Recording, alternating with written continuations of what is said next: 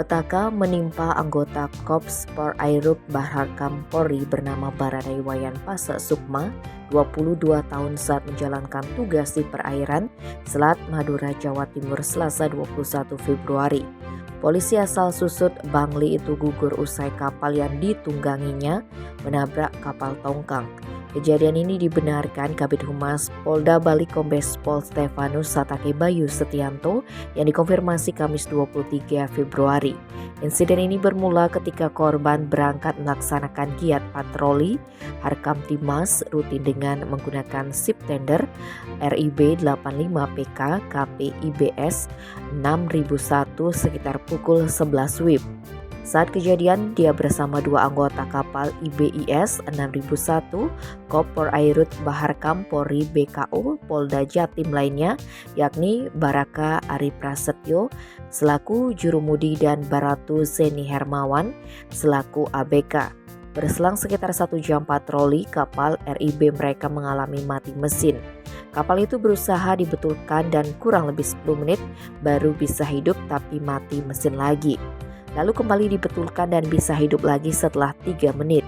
Saat sudah hidup, posisi kapal RIB mereka hanya berjarak 10 meter dari tongkang Sahrul Maji yang tengah lego jangkar.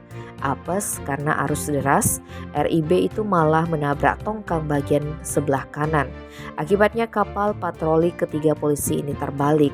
Nahkoda kapal Baraka Ari Prasetyo berupaya menyelamatkan diri dengan memegang tali rib dan Baratu Zeni Hermawan menyelamatkan diri dengan memegang jangkar. Sedangkan Barada Iwayan Pase meloncat dan terjun ke laut. Kemudian dilakukan evakuasi oleh SAR, Baraka Ari dan Baratu Zeni dapat diselamatkan. Berikutnya Baraka Pase ditemukan setelah 30 menit pencarian. Namun tamtama teknik KP IBIS itu dilarikan ke RS. Itu dalam keadaan sudah tidak sadar, bahkan kondisi kritis nadi tidak berdenyut. Barada Pase dilarikan ke RS PHC Tanjung Perak Surabaya untuk dilakukan penanganan tindakan medis lanjutan.